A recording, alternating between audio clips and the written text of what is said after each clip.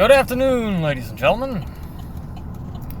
There was a bit of a change of plans from yesterday's thoughts. Instead of showing you spraying, back there, following me being the lead, is the 8300 with the 750 on it, 750 drill. We're gonna start planting today. 2nd of April, planting soybeans. Fun.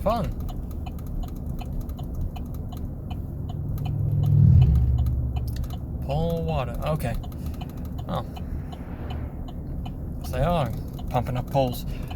At the current moment, sorry about the glare. At the current moment, it is a balmy 62 degrees. And I gotta tell you, it's warm. It is very warm.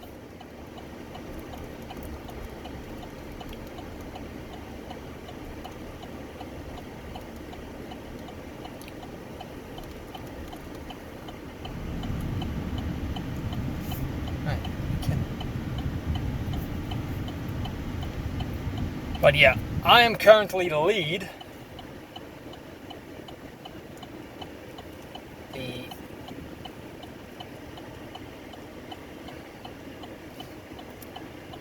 Crap.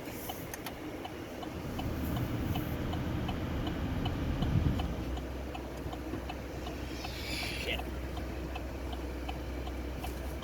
Come on, people, get out of the way. Thank you very much.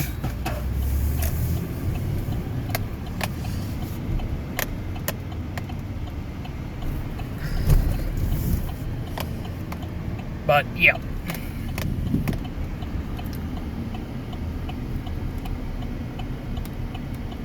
Yeah, not sure if you can see it back there.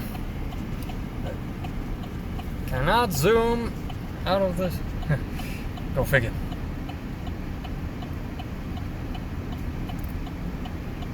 But thankfully,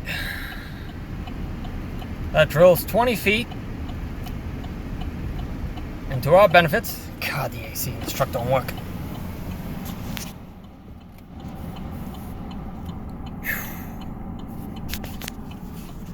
Gotta get that fixed. But, like I said, we're gonna start planting soybeans today. So odds are, am I at the right distance? I am. Normally I want to stay about 350, 500 feet away as lead in order to give people ahead of me a chance to slow down and go, hey, something is coming.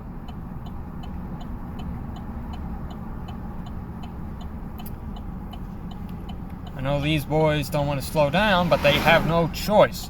He taking up the whole road.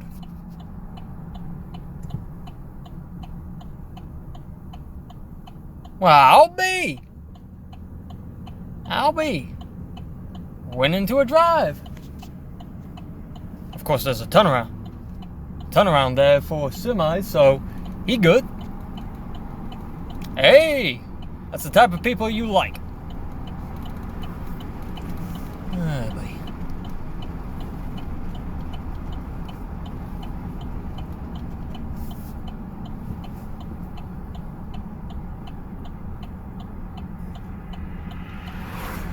Yeah, now you notice him. Go up to that driveway, pal, and turn in. Attaboy. Attaboy.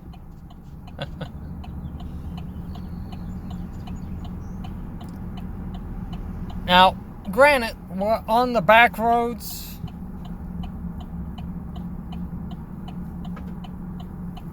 Do I remember this? always go all the way to New Richmond. No, it's because we always turn right here in order to avoid as much traffic as possible. Yes, the less traffic.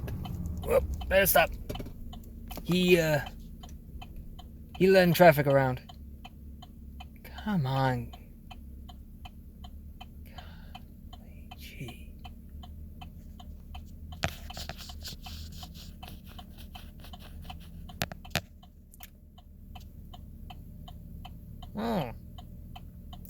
Turn down the brightness a wee bit for you guys.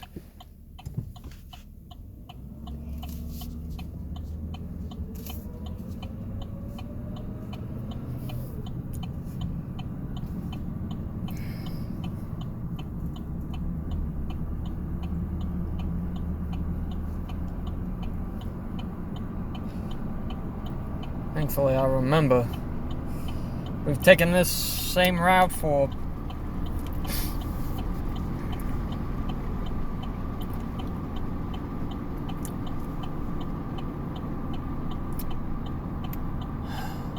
how many years? 13 or 14, maybe. This might be the 15th. I don't exactly remember. It's been 13, 14, or 15 years. No. No-till cover crop for 14. We still did conventional for a year before we went whole. 15 years. 16, sorry. Nope, 15. Because we used to do conventional till, and then one day we just whole hog jumped headfirst into no-till cover crop. That could have been a disaster.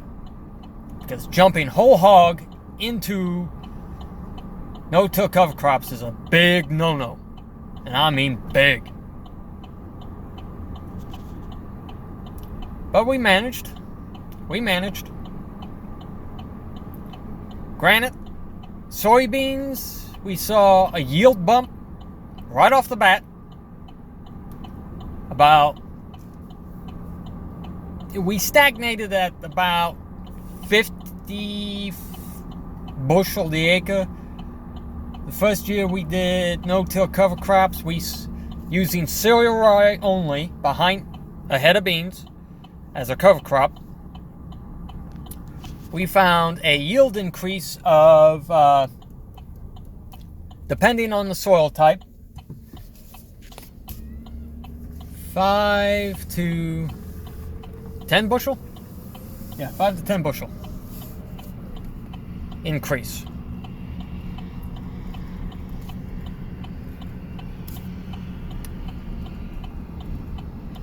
So, yeah. We were absolutely stunned. A buddy of mine who also farms, they stagnated at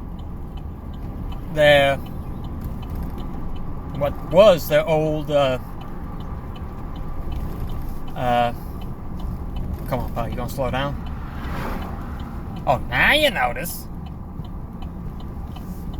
Sorry.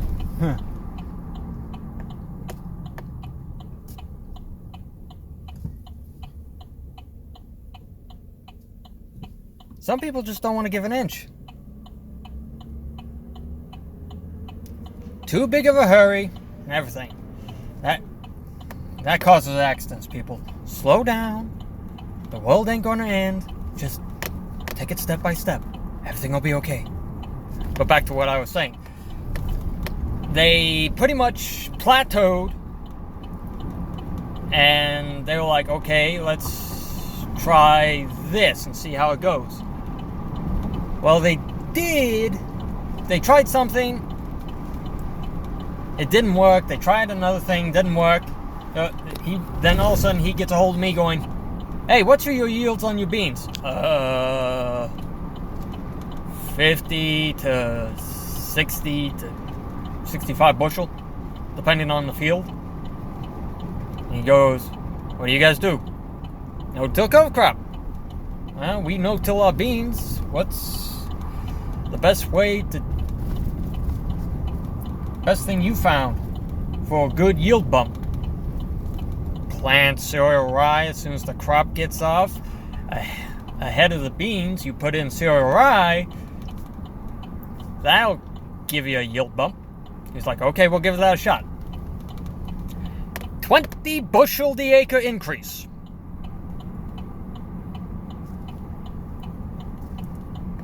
Went from 40 bushel the acre straight to 60. Now they do it every single year behind corn. As soon as the corn gets off, cereal rye. The following year, soybeans. They were flabbergasted. His dad thought, okay, it was a fluke. He's like, my buddy, his son, was like, he says it's good. Okay, we'll try it on another field. Tried it on another field. His dad was in the same boat, so they tried it on one of his fields. 20 bushel the acre increase. 60 bushel beans. He was like, okay, one more try. On the biggest field they had, going in the beans. He's like, this ain't gonna work. Not on this big of a field. That's where it really kicked them. Kicked them in high gear. Nearly a 30 bushel increase because this ground was having a real bad nematode issue that they couldn't fix.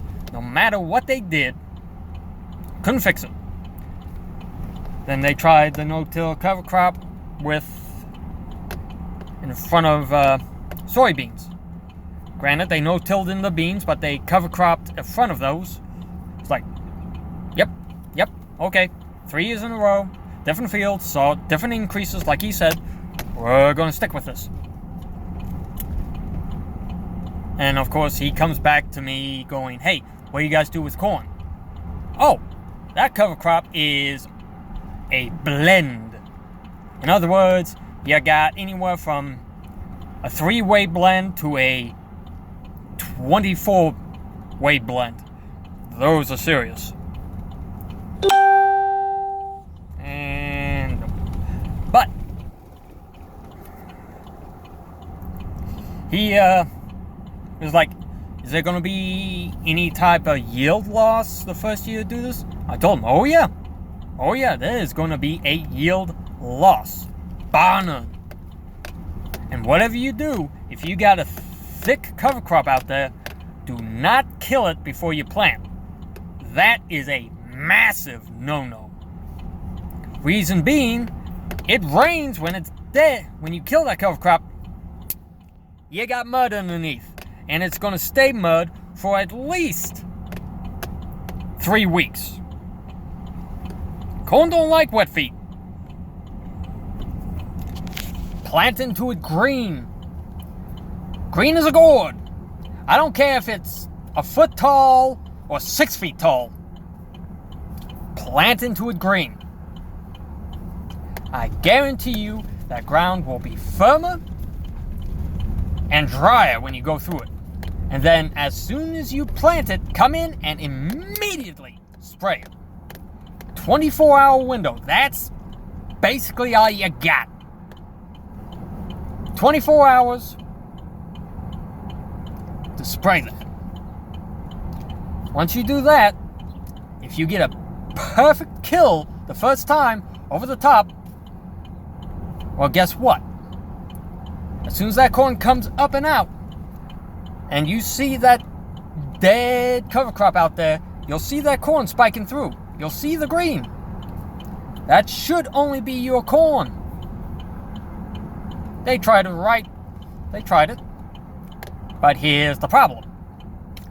They put straight cereal rye in front of it. He said there was a massive yield drop. I was like, What did you all put out there? Cereal rye? What else? That was it? Yeah! Of course you're gonna have a yield drag the size of Montana. Reason being, you planted cereal rye. It's a grass. So is corn. You gotta have a mixture. Oh, I'm a little far. A mixture between a grass, a legume, and a brassica. Let's take canola. That's a brassica. Legume, clover, hairy veg. Peas, beans. What? Are you not serious? We got a dump truck in the middle of the road. But, yeah. Basically, that's your mixtures. Of course, you can use wheat, but that's more difficult to kill than cereal rye. Yes, cereal rye can become wild. It is actually quite prolific. And I think this guy might be down.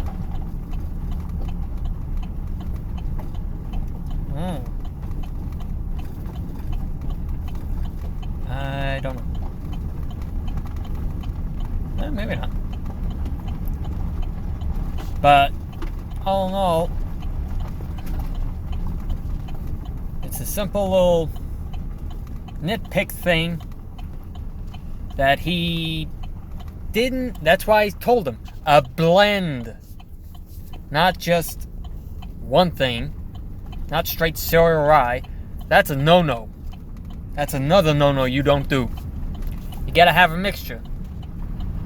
Now, another brassica, sunflowers. That's a brassica.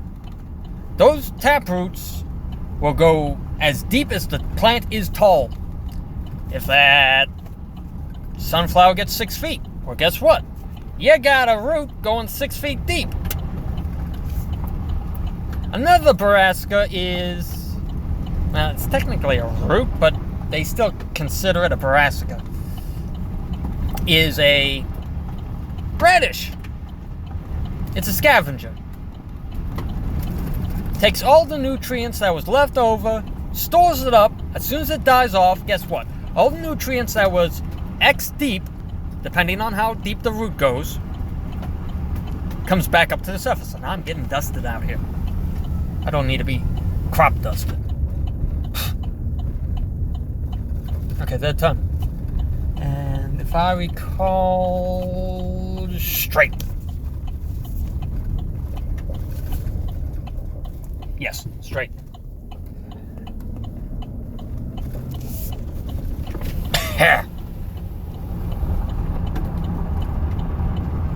But, yeah. The more... Now, a legume, here's the real kick in the teeth for you people. A legume will produce nitrogen, which corn loves. It's one of its big three.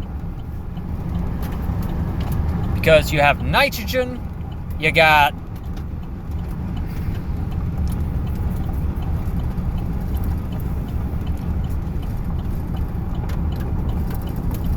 nitrogen, phosphorus, potash. Corn is a big nitrogen and phosphorus eater. Beans are a big potash eater. So you gotta look at those in those lights. What do they eat the most? And then you go from there. Makes sense when you think about it. You feed them what they really like, but you also keep it in balance. Corn, it's 2/3 phosphorus, 1/3 potash in order to feed that crop. Heck, nabbit. I got dust all. Hang on. So when you do it like that, you still feed it, but you feed it more of the thing it really needs. The potash is to help it. Oh, God, I used to remember this. Was it the number of kernels around? And then phosphorus is the number of kernels long. Is that right? I think it is. But potash is the number of kernels around the ear, I think. And then the phosphorus gives it its green and number of kernels long. Nitrogen just helps those kernels fill out. Because nitrogen to a ear of corn is converted into sugar, which is then put into the ears, which go into the kernels to make the starch that fills them out. I think that's the way of it. Don't quote me on it now. Don't. When I heard that the first time, it was like 6 years ago. I don't exactly remember. But those are the big threes. Then you got the secondaries.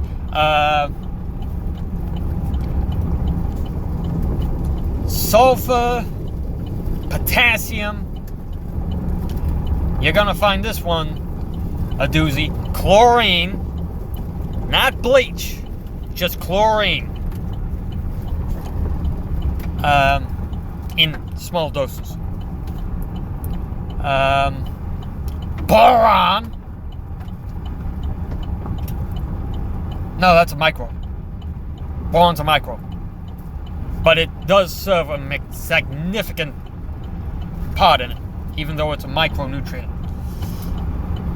Okay. Calcium. Magnesium.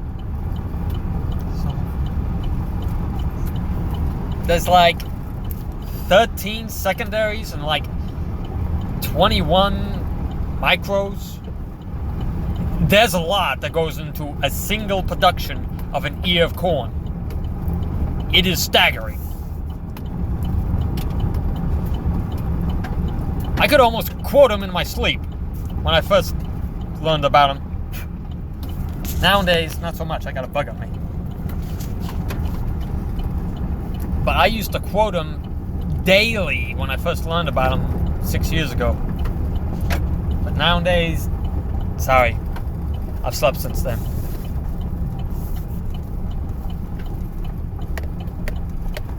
Now, you're probably wondering, why take dirt roads instead of pavement?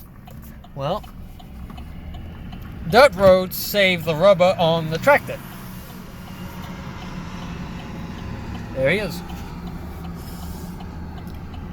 It'll save the tires. In other words, we can use them longer if we try to take as many dirt roads as possible. But from here on out, we only got one more dirt road, and that's near the field. From here on out, it's all asphalt. Unfortunately.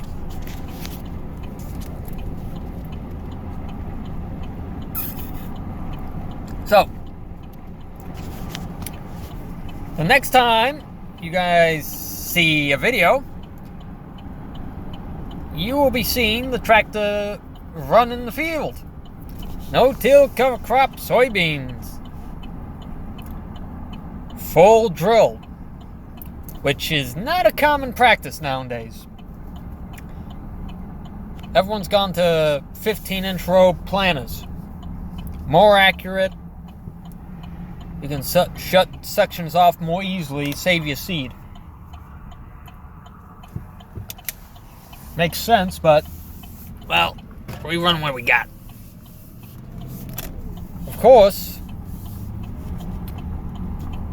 we're going to do this field and another field, and that's it. This one's getting full swath drilled. The other one's going to have multiple test plots in it. Not of different varieties, but of different populations.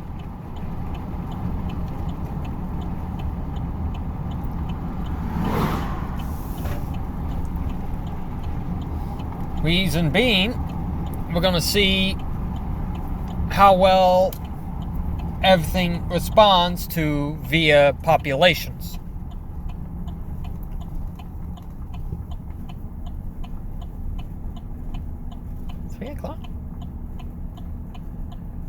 People getting off work? Too early for that.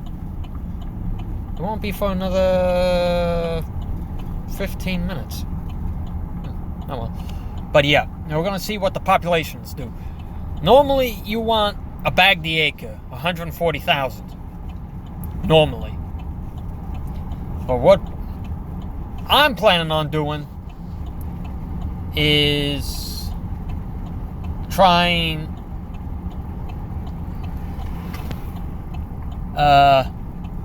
50,000 seeds the acre, 75,000, 100,000, and then do the rest of the field normally. And, well, odds are you'll be seeing that at a later date. Right now, not today. That one will be later down the road. Full swath drilling beans sometime later today. Welcome to farming.